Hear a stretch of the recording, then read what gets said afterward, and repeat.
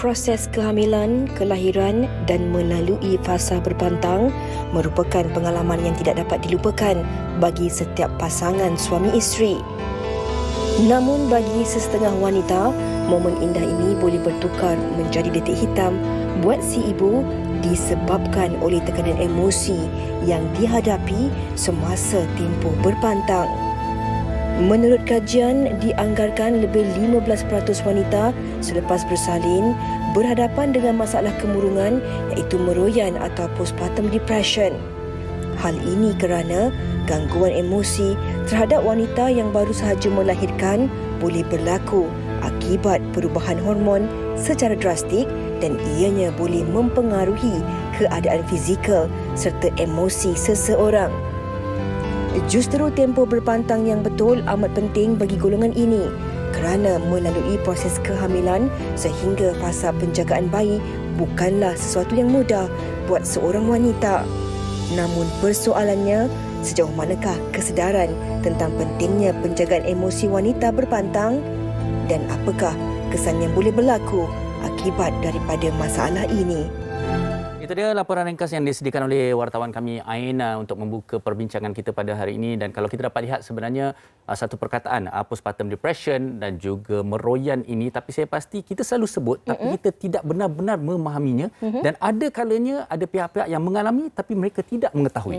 Dia bukan isu yang baharu tetapi ia boleh jadi isu yang tabu sebab kadang-kadang sukar untuk dibincangkan tentang isu-isu begini kerana ada kala dalam kalangan masyarakat beranggapan bahawa individu yang mengalami masalah meroyan ini yang seringkali dikaitkan dengan masalah mental. Dan ini sebenarnya perkongsian yang kami nak kongsikan kepada anda ibu bapa dan juga bagi mereka yang merancang untuk menjadi ibu bapa baru. Ini penting untuk sama-sama kita berkongsi ilmu yang akan dikongsikan oleh dua orang tetamu kita dalam talian ketika ini. Baikpun telah bersama dengan kita adalah Profesor Madya Dr. Nisha Angela Dominic, pensyarah dan pakar perubatan UNG Clinical School Johor Bahru, Monash University Malaysia dan juga Dr. Marina Abdul Rahman Sabri, pakar perubatan psikiatri dan pensyarah Hospital Sultanah Aminah.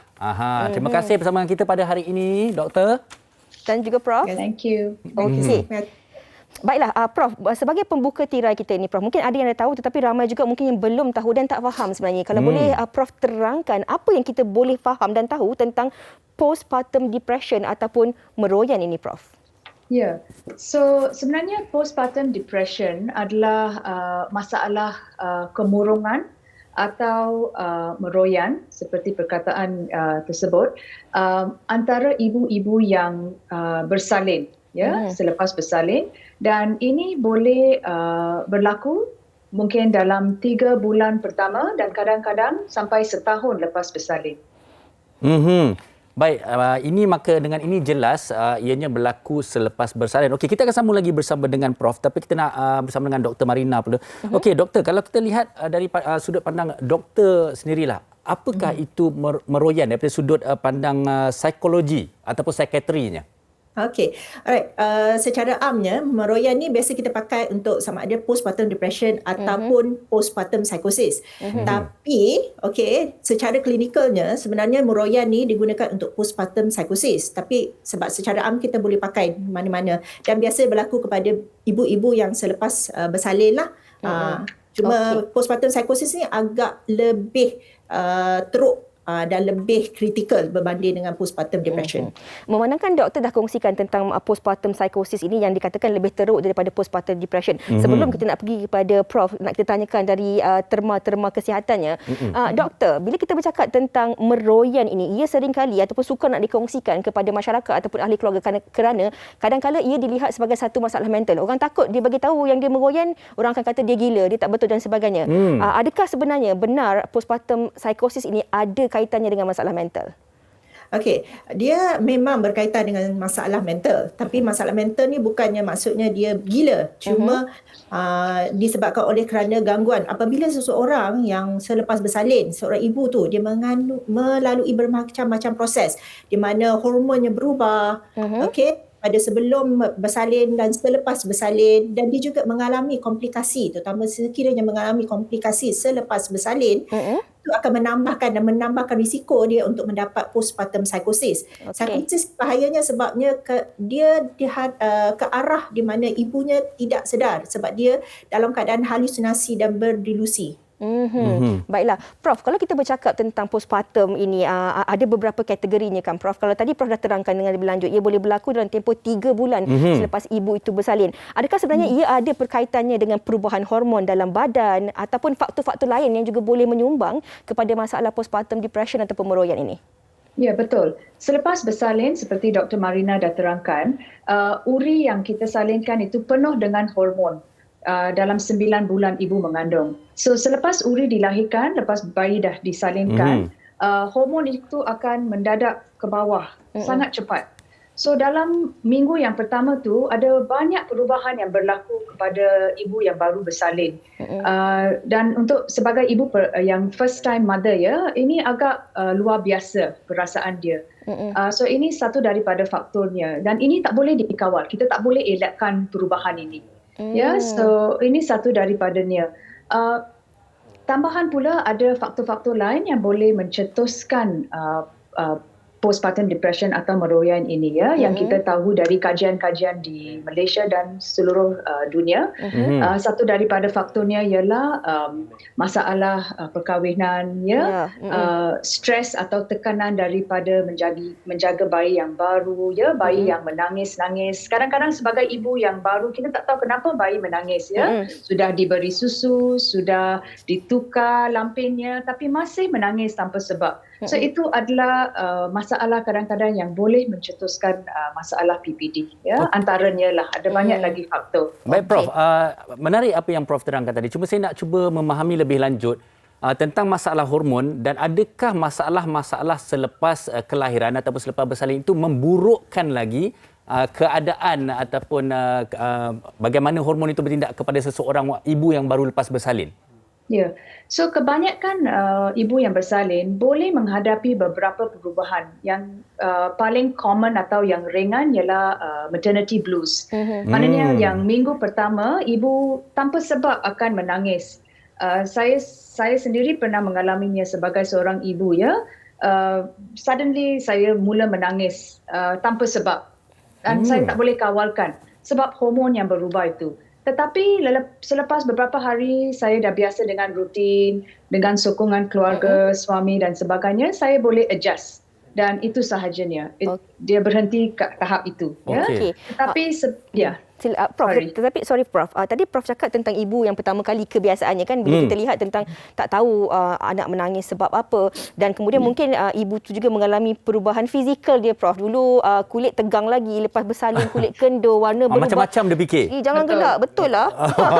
Betul ke doktor? Betul. Jadi Prof, adakah faktor-faktor ini juga boleh mendorong kepada perkara ini dan berapa lama perkara ini boleh berlaku? Di samping juga adakah faktor umur juga memainkan peranan sebenarnya Prof? Faktor umur saya tak rasa faktor yang sangat penting, tetapi sekarang wanita yang lebih umur yang lebih meningkat sedang mengandung anak yang pertama kita dah perhatikan banyak perubahan dari segi first time mothers. Tetapi saya rasa sokongan keluarga dan suami sangat penting dalam isu ini dan perubahan badan memang sesuatu. So kalau ibu itu seseorang yang ada low self esteem dari permulaannya, itu pun boleh menambah risiko seseorang wanita untuk dapat postpartum depression atau meroyan. Mungkin Dr. Marina pun boleh tambah sikit. Betul. Saya suka usik Fahrin, tapi Fahrin sewaktu isteri dalam pantang memang Fahrin memang jaga sentiasa memberi sokongan. Jadi untuk mengelakkan daripada isteri daripada mengalami masalah tekanan, kesedihan dan dia tak faham satu situasi yang baru sebenarnya untuk wanita yang baru lepas bersalin. Itu pengalaman yang saya boleh kongsikan. Alhamdulillah dia tersenyum je. Suami dia ceria. Alhamdulillah. Okey, Fahrin, kita nak kongsikan sesuatu juga kepada penonton kita. Ada sesuatu yang telah disediakan oleh wartawan kami Ain untuk anda. Selepas ini kita akan tanyakan soalan pada Dr. Mena. Kita saksikan ini terlebih dahulu.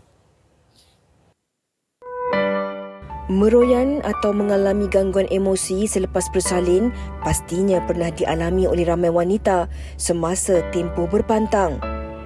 Mengimbas kembali detik menakutkan itu, Nurul Nadia Masrum, 35 tahun atau lebih dikenali sebagai Nat Masrum, mengakui pernah mengalami situasi tersebut selepas kehilangan anak pertamanya 10 tahun yang lalu akibat mengalami alahan pada susu formula. Sejurus selepas kehilangan anak pertama saya ketika itu, tidak dapat dinafikan saya mengalami fasa kesedihan yang melampau sehingga saya dapat memerhatikan anak saya dalam dukungan saya walaupun sebenarnya anak saya telah pun dikuburkan ketika itu. Saya mengalami kesedihan yang berlarutan sehingga mengambil masa 5 tahun untuk saya pulihkan diri semula. Dan dalam keadaan saya mengalami kemurungan seperti itu, saya banyak menangis, banyak menyendiri dan tidak mahu bergaul dengan sesiapa sahaja. Dan saya telah menyaaktif semua platform media sosial saya ketika itu kerana saya tidak ingin berjumpa dengan sesiapa sahaja dan tidak mahu ditemui oleh rakan-rakan saya ketika itu. Menurut Nat, dia mengambil masa selama 5 tahun untuk kembali pulih sepenuhnya. Kini, dia bergiat aktif menulis di media sosial di mana dia dapat menjadikan penulisannya itu sebagai cara terapi diri. Melalui jurnal penulisan itu sendiri, tidak dapat dinafikan saya dapat membantu diri saya untuk pulih daripada fasa kemurungan. Dan selepas itu saya telah persiapkan diri dengan ilmu-ilmu keibubapaan sebelum saya mendapat anak yang kedua untuk mengelakkan fasa kemurungan ini berlaku semula. Berbekalkan sokongan dari suami, keluarga dan rakan-rakan, dia kini mengakui lebih tenang dan turut menasihati kepada para ibu di luar sana agar sentiasa memahami keupayaan diri dan tidak terlalu mendesak untuk menjadi ibu sempurna. Membiarkan fasa kesedihan ini melarat sehingga kita mengalami fasa emosi yang tidak stabil dan mungkin ada ibu-ibu yang selepas kelahiran mengalami kemurungan apabila mengalami masalah dalam penyusuan susu ibu, sukar untuk mengendalikan tangisan anak dan tidak dapat tahu tentang apa yang anak kita perlukan dan menjadikan diri kita tertekan sebagai seorang ibu. Jadi untuk mengelakkan semua ini daripada berlaku, persiapkan diri kita dengan ilmu daripada awal lagi supaya kita dapat berhadapan dengan cabaran seperti ini. Baik, terima kasih di atas perkongsian dan pengalaman beliau sebentar sahaja tadi. Okey, seperti mana yang saya janjikan tadi, saya nak bertanyakan soalan kepada Dr. Marina. Okey, doktor, kalau adakah setiap masalah yang dialami, masalah mental, masalah tekanan yang dialami oleh seseorang ibu yang sedang berpantang ataupun lepas bersalin ni, memang kategorinya adalah postpartum depression dan juga meroyan? Dan mungkin bagaimana, ada tak faktor-faktor lain atau nama lain sedangkan dia sebenarnya ada masalah lain sebenarnya? Atau bagaimana, doktor? Okey, alright. Itu soalan yang sangat baguslah sebenarnya sebab kadang-kadang kita akan agak confused mana yang depression ni, mana meroyannya. Okey, masalah-masalah yang dalam waktu berpantang ni sama ada berkait dengan berpantang ataupun mungkin ibu tu sendiri dia mengalami komplikasi-komplikasi daripada semasa selepas bersalin. Jadi itu akan menaikkan risiko lah untuk seseorang ibu tu untuk dapat meroyan. Okey, masalah macam seperti masalah-masalah ekonomi, masalah suami, dari segi sokongan keluarga semua, mungkin ada anak-anak lain yang anak-anak ramai, ini pun akan menambah risiko lah. Tetapi yang paling risiko-risiko utamanya adalah sekiranya sebelum ni dia sendiri pernah mengalami postpartum depression, pernah meroyan di kelahiran sebelumnya, atau dalam keluarga tu sendiri ada sejarah, memang ada sejarah meroyan. Okey, dan semasa dia mengandung tu sendiri memang dia mengalami tekanan ataupun mengalami masalah mental. Jadi itu akan menaikkan risikonya untuk mendapat meroyan lah ketika selepas bersalin. Jadi doktor bersetuju kalau ada mereka yang berpendapat atau bertanyakan adakah meroyan atau postpartum depression ni merupakan antara masalah-masalah yang berkait dengan keturunan? Ada, memang ada risiko di situ, memang ada keturunan di situ, tapi bukan bermakna seperti kita katalah kalau misalnya kata ada 4% risiko untuk dapat, tapinya 4% risiko di situ. Ada lagi 96% risiko untuk tidak dapat meroyan tu. Tapi ada lagi faktor-faktor lain yang kita boleh kawal seperti sokongan. Kalau keluarga semua menyokong, seperti tadi kan yang Fahri cakap, dia sokong isteri dia, dia bantu ketika dalam berpantang. Dijaga, itu dia perlu. Betul, dia kena jaga. Dan penting, itu adalah salah satu soalan yang biasa kalau kami terima rujukan perempuan mengandung. Ibu tu kami akan tanya, nanti dalam pantang, siapa yang akan tolong menjaga. Kalau ibu patang sendiri, risikonya untuk dapat postpartum depression adalah sangat tinggi. Okey. Doktor, kalau kita lihat dalam keadaan sekarang ini, Doktor, kalau kita kaitkan dengan keadaan dan juga situasi pandemik ini, dengan ada yang dibuang kerja, keadaan tertekan, seperti Doktor dah kongsikan tadi kan, daripada tempoh mengandung sampailah bersalin dan sebagainya, kemudian tak dapat keluar rumah dan sebagainya, adakah ini juga antara faktor-faktor yang mendorong kepada boleh berlakunya masalah postpartum depression ini dan ia berterusan? Dia tak sembuh selepas 3 bulan, Doktor, tetapi dia berterusan sampai ke hujung tahun. Sebab kadang-kadang ada yang melalui pembacaan, ada yang kata tak ada orang jaga, suami jauh, ibu bapa jauh, tak ada orang urut dan sebagainya, terpaksa menguruskan bayi dan juga anak-anak lain seorang diri. Yang mana ini juga adakah faktor-faktornya, Doktor? Ya, boleh. Ia boleh menjadi salah satu faktor yang boleh menyebabkan ia boleh berterusan, tapi tak semestinya. Itu sebab ibu tersebut kena minta bantuan. Okey, di mana dia hendak minta bantuan, dan sekiranya ibu tu sendiri tidak tahu, orang sekeliling kena tahu macam mana untuk beri bantuan kepada ibu tersebut. Kena sedar, orang sekeliling kena sedar tentang tanda-tanda amaran. Okey, Doktor dan juga Prof, ini soalan terbuka kepada kedua doktor. Kadang-kadang selain dari faktor-faktor ini, Doktor, ada juga yang mengatakan bahawa faktor-faktor rendah diri. Contoh, apabila kita dalam kumpulan, yang kadang adalah kumpulan-kumpulan sekolah ke, kumpulan ibu-ibu ke kan, Grup WhatsApp. Grup WhatsApp, individu A kata, oh hari ni dia boleh pump susu berapa ounce, dia boleh berikan susu berapa banyak dekat bayi dia, dan faktor-faktor ini kadang-kadang membuatkan seseorang itu merasakan, oh saya pula tak keluar air susu, saya pula tak boleh beri susu susu ibu kepada anak saya. Jadi ini juga antara faktor-faktor juga yang boleh mendorong kepada boleh berlakunya masalah postpartum depression ni, Prof. Betul, memang boleh. So itu sebab kita kena bersama dengan kumpulan sokongan yang lebih positif kepada kita. Sebenarnya video yang dimainkan tadi, Puan Nurul memberitahu yang kawan-kawannya juga memberi dia banyak sokongan. So kita kena masuk ke dalam kumpulan sokongan atau support group yang boleh membantu kita menghadapi masalah ini. Breastfeeding atau tekanan untuk breastfeeding pun adalah sesuatu yang boleh menyebabkan banyak tekanan kepada wanita atau ibu. So sokongan daripada cara-cara untuk menambahkan susu, ada banyak cara yang kita boleh dapatkan idea. Tapi kita kena masuk grup yang betul lah. Okey, kena masuk kumpulan sokongan yang betul. Tapi macam tadi doktor katakan, selain pada kumpulan sokongan, orang yang paling penting sekali untuk memberi sokongan kepada isteri adalah suami. Setengah saya dengan bangganya, Prof. Okey, tapi Prof Nisha, saya nak tambah sedikitlah. Okey, katalah kalau kita dah melihat perbincangan kita ni, kita mungkin dah mula sedar, kita tahu kita ada masalah tekanan, mungkin kita tahu kita ada mungkin sedikit sebanyak keturunan kita yang pernah mengalami depresi seperti ini. Bagaimana daripada peringkat awal, ataupun adakah ubat-ubatan yang disediakan atau boleh membantu golongan seperti ini? Boleh. So kalau kita mengesan yang seorang ibu menghadapi postpartum depression atau meroyan, ada rawatan yang sesuai. Pakar-pakar psikiatri macam Dr. Marina adalah antara doktor yang akan membantu kita untuk menjaga wanita seperti ini. It's like multidisciplinary, it's a multi-team effort. Dan tak semestinya dia perlu makan ubat. Mungkin dia hanya perlu seseorang untuk bercakap dengannya. A bit of one-on-one talk time, therapy, dan juga ada ubat yang boleh digunakan. Dan dia bukan untuk jangka masa yang panjang, Doktor akan tengok bagaimana progres dia, dia akan jumpa dengan family, dengan suami. So semua faktor itu akan diambil berat juga, Dan untuk ibu yang ingin bagi susu badan, kebanyakan ubat yang dipakai untuk merawat postpartum depression selamat untuk bayi terus menyusu susu ibu. Okey. Maknanya ada ubat-ubatan yang boleh membantu ibu-ibu yang mengalami masalah postpartum depression ni. Sebelum kita nak pergi kepada pendapat orang ramai, Prof, saya nak tanyakan satu soalan ini kepada doktor juga. Silakan.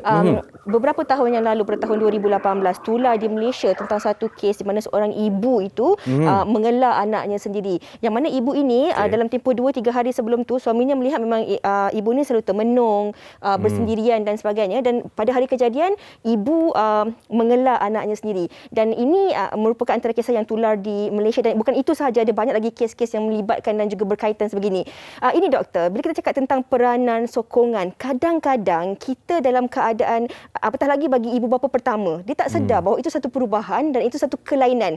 Dan kadang-kadang kita rasa macam itu perkara biasa je tu, layan emosi sebagainya. Tetapi macam mana kita nak beritahu kepada masyarakat bahawa ini satu isu yang penting, bahawa setiap orang ada peranan untuk mengambil tahu dan mengambil bahagian dalam membantu ibu-ibu yang baru bersalin ini. Okey, dari segi ada tanda-tanda amaran lah. Tanda-tanda amaran seperti gangguan tidur. Okey, sebab dia terlebih tidur ataupun kurang tidur, tak boleh nak tidur, ataupun gangguan selera makan. Tapi alarm yang paling kita, amaran yang paling kita perlu tengok adalah penjagaan bayi itu sendiri. Sekiranya ibu tersebut tidak dapat menjaga bayi dan tidak dapat menguruskan diri sendiri, jadi itu adalah satu petanda yang sangat tinggi yang kemungkinan ibu itu sedang mengalami postpartum depression atau sedang meroyan. Okey, kalau kita melihat pada kadang-kadang di mana macam seolah-olah ibu tu tak peduli dengan anak tu. Dia tak nak jaga, tak nak bagi susu. Memang perkara ni sebenarnya berlaku. Okey, kita dah bincangkan sesama kita tentang isu ini, tapi kita juga ingin berkongsikan tentang pendapat orang ramai mengenai topik kita pada hari ini bersama dengan anda. Kita saksikan. Silakan. Adalah satu situasi yang paling ditakuti oleh para ibu selepas bersalin. Saya mempunyai beberapa rakan yang menceritakan situasi meroyan ringan ini.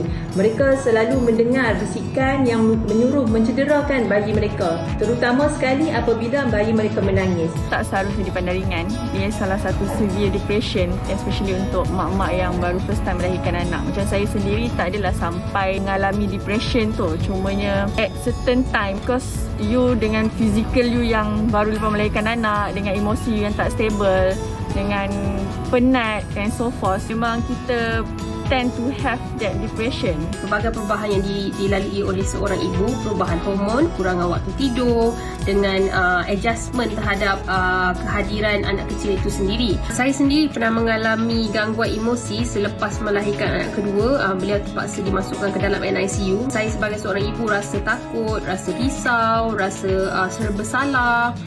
Ini menyebabkan rasa mudah nangis, mula untuk berfikiran bukan-bukan, dengan limitation untuk bergerak. InsyaAllah kalau kita dapat express apa yang kita rasa tu, kita akan rasa much better.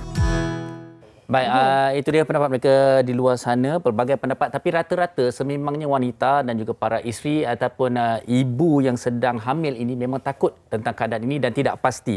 Okey, baik, mungkin saya nak juga tanyakan kepada, sekali lagi kepada Dr. Marina.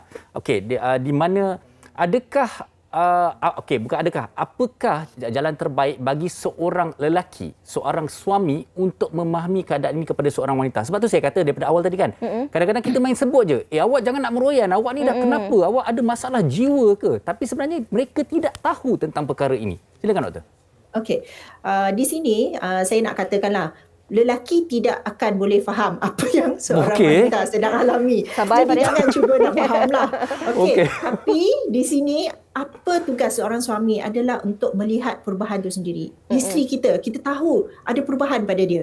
Kita nampak perubahan tu. Kita tahu isteri kita bukan orang yang sama dah seperti sebelum ni. Jadi itu adalah petandanya yang di mana isteri kita memerlukan bantuan. Jadi di situ suami boleh memainkan satu peranan, sama ada dari segi dia tengok apa yang dia boleh buat, dia lakukan. Sama ada dengan mendengar, dengan memberi sokongan, dengan membantu dari segi kerja rumah, dari penjagaan isteri dalam bersalin, dan juga penjagaan bayi itu sendiri.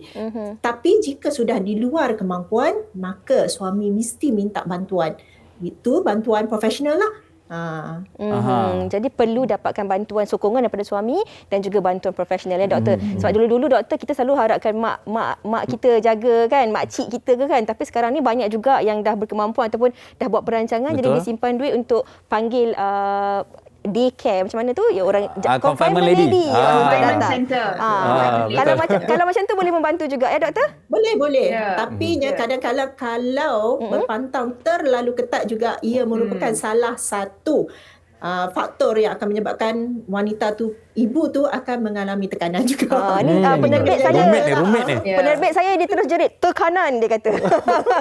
Okey, Prof, di penghujung perbincangan kita ini, apa yang perlu kita nak kongsikan kepada penonton-penonton kita, apa yang kita perlu tahu sebagai seorang wanita, sebagai bakal ibu muda, individu yang pernah menjadi ibu, ahli keluarga dan suami khususnya, apa persediaan-persediaan yang perlu kita tahu sebelum kita nak mengandung, melahirkan anak, dan mengetahui tentang boleh berlakunya postpartum depression ini kepada ibu-ibu yang melahirkan anak, Prof. Ya, betul. So saya rasa macam ini, rancangan macam ini adalah peringkat yang awal ya, yang kita boleh membuat kesedaran antara semua orang. Dan juga sebenarnya dekat dalam Kementerian Kesihatan ya, kebanyakan ibu akan menjalani kelas-kelas masa mengandung. Kelas mengenai penyakit darah tinggi, kencing manis masa mengandung, macam mana cara menyusu badan dan sebagainya. Tetapi saya rasa bahagian seperti postpartum depression dan meroyan kita tak banyak bincang tentang ya. Ini adalah satu cara yang kita boleh membuat kesedaran antara ibu-ibu dan juga keluarga. Ya. Satu lagi nasihat ialah saya rasa 100% kita tak boleh mengelakkan masalah ini sebab kita akan mengalami hormonal changes atau perubahan hormon selepas bersalin. So kita punya strategi untuk mengatasi perubahan itu akan dijangka dalam masa yang akan datang. Satu lagi ialah pengamal perubatan, jururawat masyarakat, semua jururawat atau healthcare professional boleh kesan tanda-tanda post depression atau sejarah depression bila berjumpa dengan ibu yang tengah mengandung, supaya kita tahu langkah-langkah yang kita boleh ambil dan nasihat yang kita boleh berikan kepada suami dan keluarga selepas mereka dah lahirkan anak. Ya, so ini antara cara-cara lah yang kita boleh buat. Yang penting kita kena kesan masalah ni secara awal lah. Ya, so semua orang main peranan yang penting. Okey, katalah ada pasangan ataupun di kalangan para ibu yang sedang dalam pantang ni, yang sedang menonton, dan kemudian mereka rasa mereka tak mampu menangani isu depresi ini. Di mana mereka boleh dapatkan bantuan dan juga boleh hubungi untuk dibantu? Mereka sebenarnya, I think Marina, maybe. Okey, silakan. Prof ataupun doktor silakan. Okey, kat situ, sebenarnya di setiap klinik kesihatan, mereka mempunyai jururawat masyarakat yang sebenarnya akan pergi melihat ibu-ibu di rumah. Terutama yang bersalin di hospital kerajaan. Jadi dia akan 10 hari pertama tu jururawat tersebut akan datang. Itu adalah tempoh masa di mana ibu tersebut boleh minta bantuan. Dan ibu tu sendiri boleh pergi ke klinik kesihatan di mana klinik kesihatan mengadakan saringan minda sihat. Mereka boleh melalui saringan minda sihat, atau terus bawa, kalau terlalu serius, terus bawa ke jabatan psikiatri, iaitu di hospital, mana-mana hospital yang terdekat. Kami boleh bantu. Doktor, ini yang kita nak kongsikan, yang kita dah kongsikan dari awal tadi, doktor. Kadang-kadang ada individu ni dia merasakan bahawa malu, doktor. Malu nak bercakap walaupun dengan doktor, walaupun dengan jururawat ataupun ahli keluarga, kerana mereka bimbang, mereka dilabel sebagai itu telah tadi ada sakit mental dan sebagainya. Bagaimana doktor nak pesan kepada penonton-penonton kita bahawa ini bukanlah satu masalah yang besar, ia boleh dirawat dan perlu untuk individu tersebut mendapatkan bantuan? Kepada penonton semua, saya nak pesanlah. Sebenarnya meroyan ni bukan sesuatu yang kita boleh ambil enteng lah. Kita boleh pandang ringan sahaja. Ia adalah satu keadaan di mana kita boleh dapatkan rawatan. Rawatan tu tak semestinya ubat-ubatan. Mungkin secara kaunseling, atau mungkin ada, bukan setakat kami boleh bantu dari segi rawatan tersebut, tapi kemungkinan kami akan kena pasti masalah yang terdapat di dalam keluarga tu dan kami boleh sampaikan kepada pihak-pihak tertentu seperti kebajikan ataupun mungkin ada NGO lain yang boleh membantu. Okey, untuk Prof, mungkin di kesempatan ini juga sebelum kita menutup perbincangan ini, ada sesuatu yang ingin dikongsikan, diwar-warkan mengenai satu webinar yang akan diadakan oleh Prof dan juga Doktor. Mungkin boleh kongsikan bersama dengan kami. Ya, so sebenarnya webinar ni dianjurkan oleh Monash University pada 20 September dan webinar postpartum depression ni ialah untuk membuat kesedaran lah tentang masalah ni dengan lebih mendalami, ya. So kita ada pakar-pakar yang buat banyak kajian dalam masalah ni dan juga penyelidik-penyelidik dan petugas perubatan dan juga masyarakat keseluruhan boleh menyertai webinar ini. Ya, ini pada 20 September. 20 September Prof. Ya. Okey, 20 September. Dan bagaimana mereka nak menyertai? So kita ada QR code yang mereka boleh scan. Okay. Saya rasa kita boleh kongsikan dengan mereka dan juga Monash University Facebook page. Kita akan advertise di sana juga, ya. So sesiapa yang ingin mengetahui masalah ini dengan lebih mendalami boleh menyertai webinar ini. Baik. Baiklah, kita nak ucapkan terima kasih kepada Profesor Madya Dr. Nisha Angela Dominic dan juga Dr. Marina Abdul Rahman Sabri di atas penerangan dan juga penjelasan tentang postpartum depression ini. Saya pasti ada ramai dalam kalangan penonton-penonton juga yang rasa tak puas nak tahu dengan lebih banyak lagi tentang postpartum depression ini. Jangan risau, anda boleh sertai webinar yang bakal berlangsung pada 20 September nanti. Benar. Sekali lagi kita ucapkan terima kasih kepada Prof dan juga Doktor kerana bersama dengan kami pada hari ini. Terima kasih sekali lagi. Terima kasih. Terima kasih. Ya. Sama-sama. Farin, saya nak ucap tahniah kepada awak. Ya. Sebab awak merupakan seorang suami dan juga ayah yang baik yang menjaga isteri dalam tempoh berpantang. Penting untuk kita tahu tanggungjawab tu sebenarnya. Lain macam boleh puji saya ni. Tapi benar. Saya sebagai seorang lelaki secara jujurnya memang macam saya terkesan juga dengan apa Dr. Marina kata. Perempuan ni memang jangan ditanyalah. Kita kena faham je dan lelaki ni tak akan faham. Jadi itu sebenarnya yang perlu kita sebagai seorang lelaki memahami dan sentiasa menyokong apa yang mampu. Dan kalau kita dah tak mampu, kita kena dapatkan bantuan lah. Betul tu. Dan apa-apa pun kalau ada masalah tersebut, ada simptom-simptomnya, jangan berdiam diri, dapatkan bantuan daripada mereka yang lebih pakar. Awak rasa macam mana? Awak okey tak? Saya macam mana nak cakap tu, Farin? Saya tidak mengandung, saya mengandungi. Tapi kita nak berehat seketika. Kembali selepas ini. Wanita hari ini